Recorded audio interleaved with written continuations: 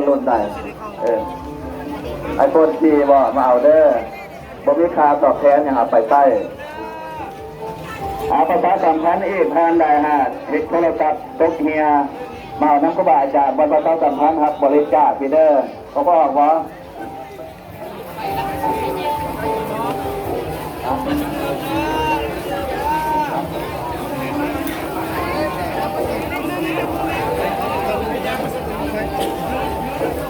ยังลงไปแม่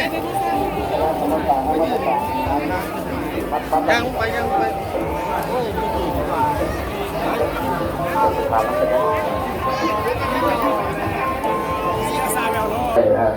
มีส่วนรวมในการถวายต้นพระศาสดอกเสริมไปเมื่อกี้นี้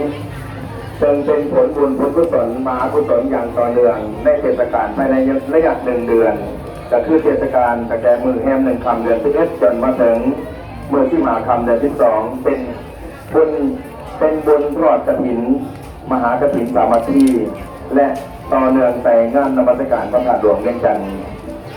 ดังนั้นทั้งในปีนี้ของเราถือว่าเป็นปีที่2แล้วพี่กายนี่แม่นทั้งศูนย์กลางในวัดต่างชาติรวมกับออกเป็นญาติโยมกรรมการในวัดต่างชาติพ่อแม่พระชนลาวอยู่ที่ยุโรปเนาะศูนย์กลางสหพันธ์เมนิ่งลาวของพวกเรารวมกับสหพันธ์เมนิ่งจากยุโรปจากต่างประเทศจากอเมริกาได้ร่วมกันจัดตั้งกอง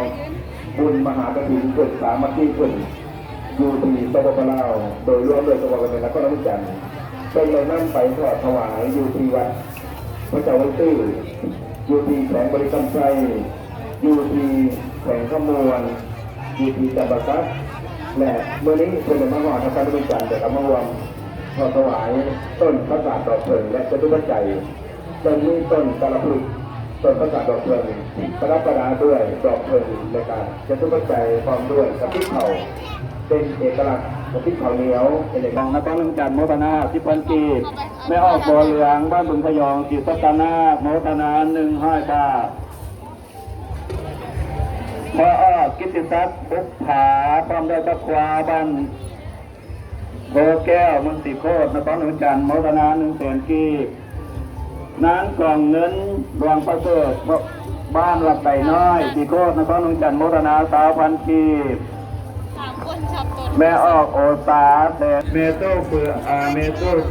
บ้านพ้นพนาวเพชรฐาน100 บาทแม่ออกเวียนแก้ววัดถนนกลาง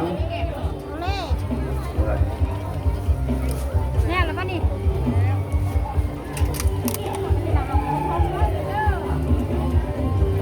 2,000อย่างจะว่าได้ระบุใส่เนาะจะ2,000ได้ไม่ออกเลยแม่ออกขิมทุมมะวิไรตักบ้านน้องตีเล็กตีโคตรโมทนา100 บาท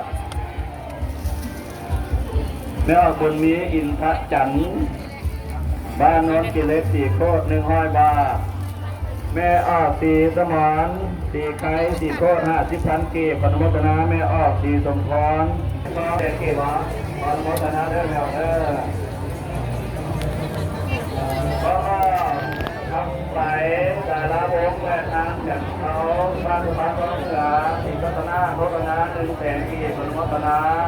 แม่สู้จันดาบุญมุขโมทนา3,000 กีบน้ำบุญนี้